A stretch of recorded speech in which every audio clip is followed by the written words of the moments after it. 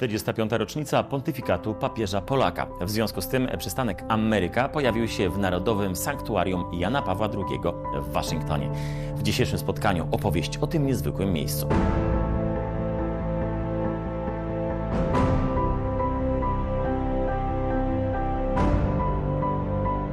To miejsce było wybrane przez samego Jana Pawła II.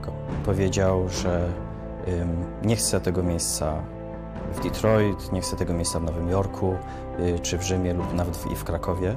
Chce właśnie, żeby zaistniało takie miejsce w Waszyngtonie, ponieważ to jest tak zwany Nowy Rzym.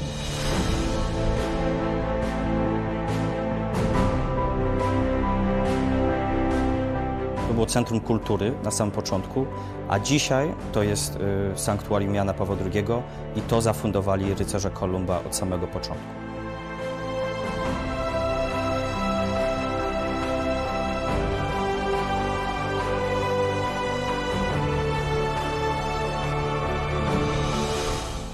Nasza misja jest, żeby pielęgnować dziedzictwo Jana Pawła II.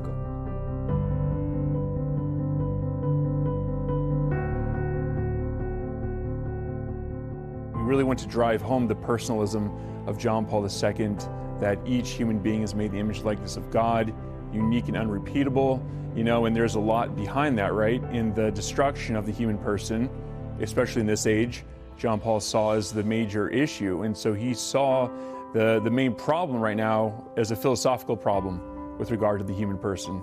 And here at the John Paul II National Shrine, we want to provide programming through educational lenses and evangelization that helps people to understand that. So we have programs, for instance, the Art of Prayer, where we're helping people to understand through a deep, to understand the interior life in prayer, because that was such a focus of John Paul II, is the interior life. He had such a deep and rich interior life that was sort of the foundation of everything that he did. So we want to facilitate the same sort of programming that's going to help people to be formed in a similar vein to John Paul II, right? And so we have things like the Art of Prayer, we have educational and catechetical programming as well, catechizing on the faith through the lens of John Paul II's pontificate, especially topics like theology of the body, which are such an important matter in the church right now because of the confusion about the human person, especially human sexuality, marriage, and the family. And so those are just a couple examples of some of the things we have going on.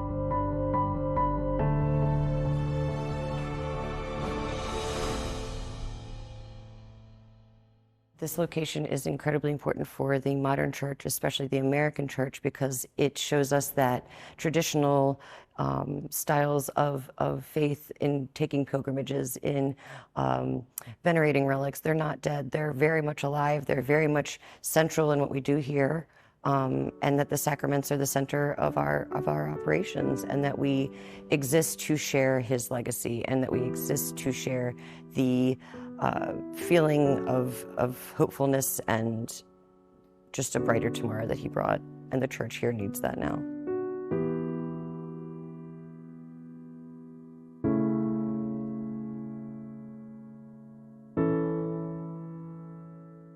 In our exhibit, we cover the entire life of John Paul II. We start with his birth.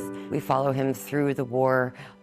We make sure to cover everything from his time at university all the way up through his time into Rome.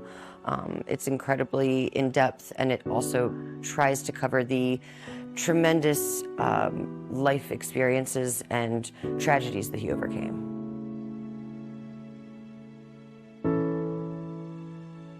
In this gallery, we discuss and feature items and photos from his travels around the world. He went literally everywhere. We have examples here from his trips to America, his travel clock where he could keep track of every time zone around the world. We also host the chair that was used by Pope John Paul II at the Aqueduct Mass at the Long Island racetrack.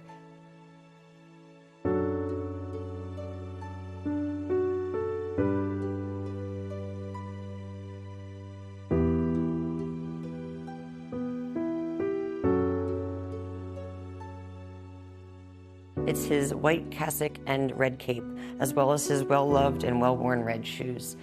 He wore this all over the world. People everywhere saw him in it. It's his kind of stereotypical, what we picture him Pope outfit. One of the reasons that I love it is because it's obviously been repaired several times, and you can tell that he never forgot where he came from.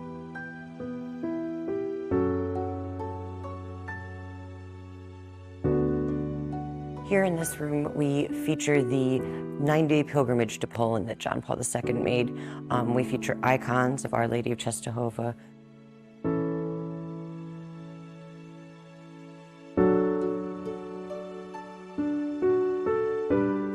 We have images of him in complete joy at his return to his home country with Cardinal Wyszynski, images of the incredible amounts of people who came to see him, and the happiness that he just exuded throughout this visit.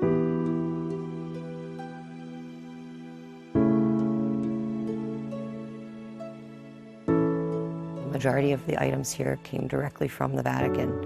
They were gathered during his travels around the world. We have gifts from world leaders. We have items that he used every day, from silverware and plates to his vestments and his crozier.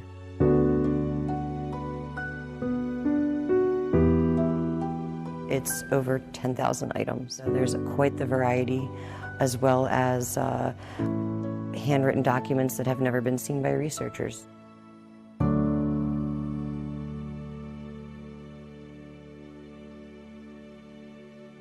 Ludzie, jak tutaj przychodzą, często są w szoku. Nie są w stanie uwierzyć, że takie miejsce istnieje tutaj w Stanach Zjednoczonych, w Waszyngtonie, i są po prostu absolutnie pod wrażeniem. Ludzie tutaj, szczególnie w wystawie, spędzają czasem godzinę, czasem 5, ponieważ to miejsce jest nieprawdopodobne. Szczególnie dla tych, którzy przeżyli czasy Jana Pawła II, którzy pamiętają Jana Pawła II. To jest nieprawdopodobne miejsce. To jest początek naszej wystawy. Mamy 2 filmy na temat Jana Pawła II. Tutaj zaraz usłyszymy dzwony z Wadowic. He was a poet and would be a professor of philosophy. He was a mystic, a defender of freedom, and a voice against tyranny.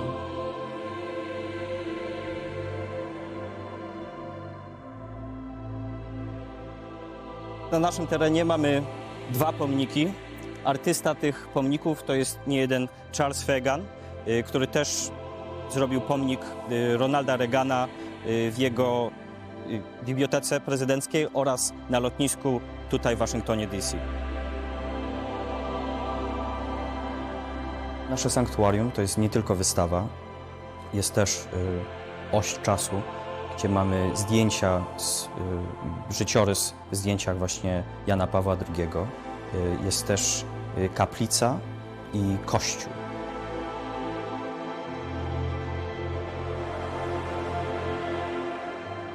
Znajdujemy się w naszym sanktuarium.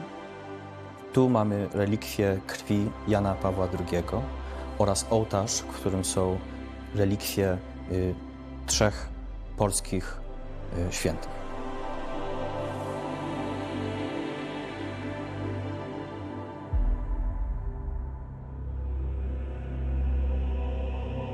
Many things happen here.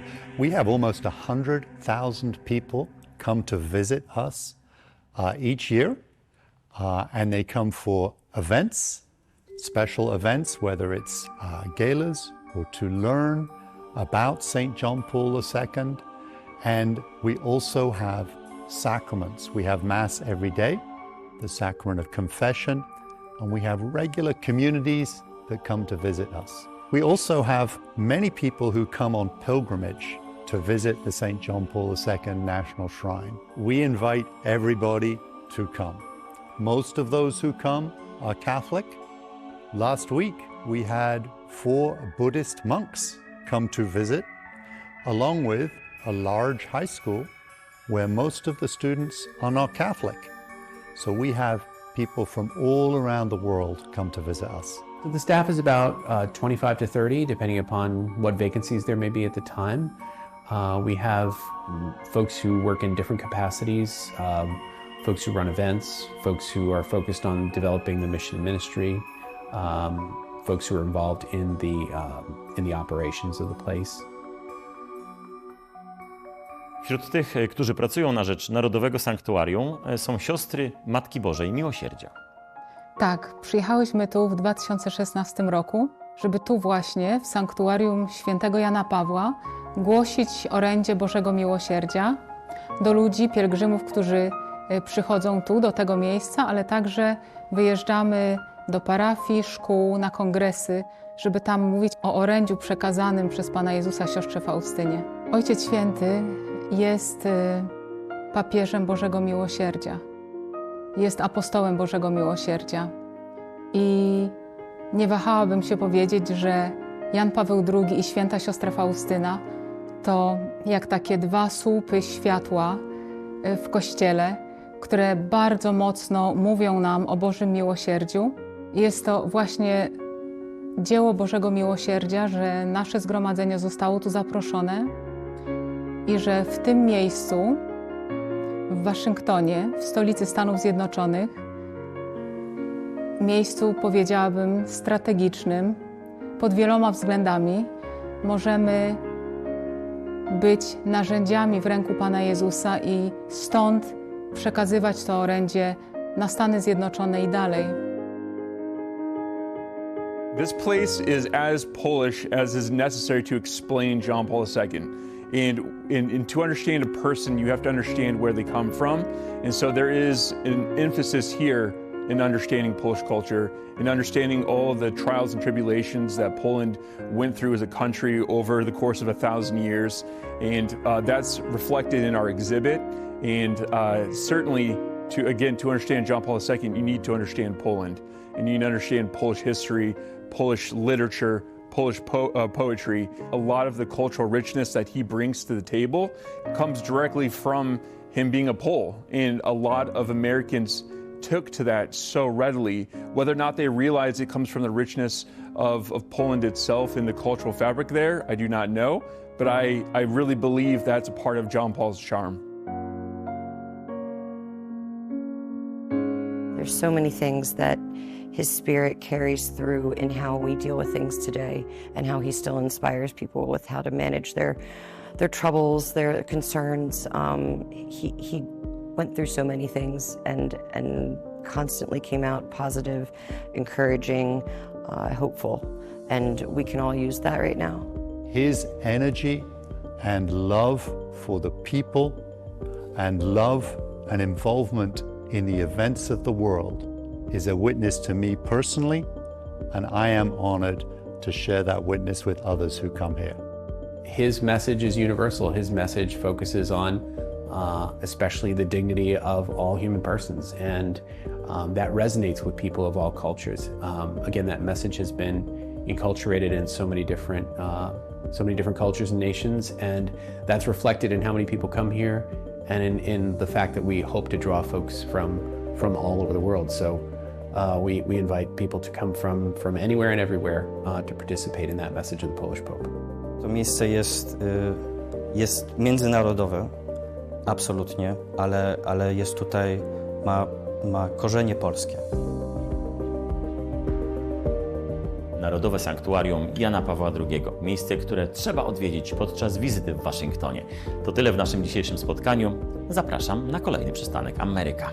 Do zobaczenia!